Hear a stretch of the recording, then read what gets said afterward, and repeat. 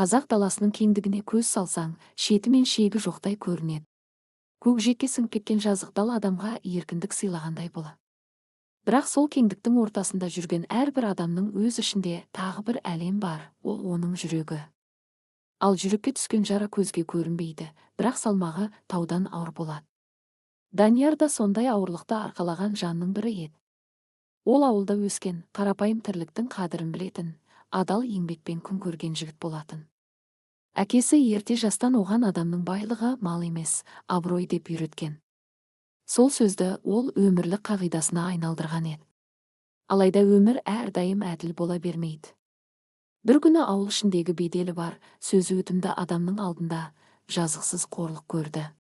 Жиналған жұрттың көзінше айтылған ауыр сөздер, орынсыз кінәлау оның жүрегін тіліп өткендей болды. Ол өзін ақтап алуға тырысқанымен ешкім тыңдамады. Сол сәтте оның үнін жұтқандай сөздері көмейінде тұншығып қалды. Адам үшін ең ауыр сәт өз шындығыңды айта алмай қалу. Данияр дәл сол күйді бастан өткерді. Елдің тарағаннан кейін де ол орнынан қозғала алмай ұзақ тұрды. Кеудесінде бір нәрсе күйіп тұрғандай, тынысы тарылып кеткендей болды. Сол күн оның өмірінде қара таңба болып қалды. Бұрынғыдай еш алаңсыз күле алмайтын болды. Көңіліне кірбің түсіп, адамдарға деген сенімі сөгіле бастады. Сырттай ол бұрынғыдай өмір сүріп жүргендей көрінгенімен, ішкі дүниесінде бір үлкен өзгеріс басталған еді. Сол өзгеріс қорланған жүректің үнсіз қарсылығы болатын. Уақыт өте берді. Күндер өтіп жатты, бірақ Диярдың көңіліндегі жара жазылар емес. Қайта-қайта сол бір сәт есіне оралып, жүрегін шымырлататын. Әсіресе түнгі тыныштықта ол ойымен оңаша қалып, өткенді қайта бастан кешкендей болатын. Ол көп өзгерді. Бұрын адамдармен еркін араласатын, әзіл айтып күліп жүретін жігіт енді тұйықталып қалды. Әр сөзді ойланып айтатын, әр адамға сақтықпен қарайтын болды. Ішкі дүниесінде бір нәрсе қатайып, бұрынғы жұмсақтығын жоғалтқандай еді. Бір күні ол өз-өзімен ұзақ сөйлесті. Бұл сыртқа шықпаған, тек жүректе айтылған сыр еді. Мен бұл қорлықты көтере аламын ба? Әлде үнсіз қалу, өзімді жоғалту ма деген сұрақтар оны мазалады. Сол түні ол шешім қабылдады. Ол өзіне серт берді. Бірақ бұл серт кекке емес, ар-намысқа негізделген еді. Мен өзімді қорлатпаймын. Егер тағы сондай жағдай болса, мен үнсіз қалмаймын деді іштей.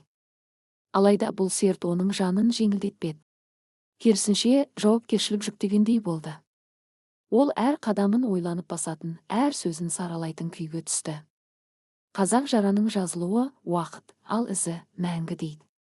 Даниярдың да жүрегіндегі із өшпеді.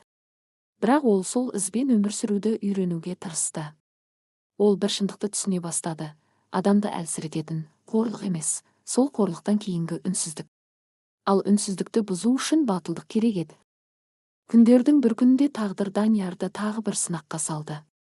Ол баяғы өзін қорлаған адаммен қайта кездесті. Бұл жол айналасында тағы да адамдар бар еді. Сол сәтте оның жүрегі бір сәтке дүрсілдеп, өткеннің елесі көз алдына келді. Бірақ бұл жолы ол бұрынғыдай емес еді. Оның ішінде қорқыныштан гөрі дайындық бар болатын. Ол сол сәтті күткендей ішкі сертін орындауға дайын тұрғандай сезінді. Данияр бір қадам алға шықты. Даусы сабырлы, бірақ нық еді. Ол ешкімді айыптамай, тек өзіне жасалған әділетсіздікті айтты. Әр сөзі жүректен шыққандықтан жасандылық жоқ еді. Айналадағылар үнсіз тыңдады. Өйткені шындықтың алдында айқайдың да, жалған беделдің де күші әлсіз. Данияр алғаш рет өз дауысын толық жеткізе алды. Бұрын көмейінде тұншығып қалған сөздер енді еркін шықты. Сол сәтте ол өзін жеңіл сезінді.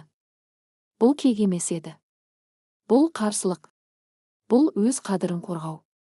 Ол ешкімді қорлаған жоқ, бірақ өзін қорлатпады. Міне, нағыз күш осы еді. Сол күннен кейін Даниярдың өмірі біртіндеп өзгере бастады. Ішкі дүниесінде әлде бір ауыр жүк түскендей жеңілдік пайда болды. Ол бұрынғыдай өткенді қайта-қайта ойламайтын болды. Жан тыныштығы бірден келмеді. Бірақ ол баяу, сезілмейтіндей болып орала бастады. Таңғы самалдай жұмсақ, бірақ анық сезілетін тыныштық еді. Данияр енді өмірге басқа көзбен қарайтын болды.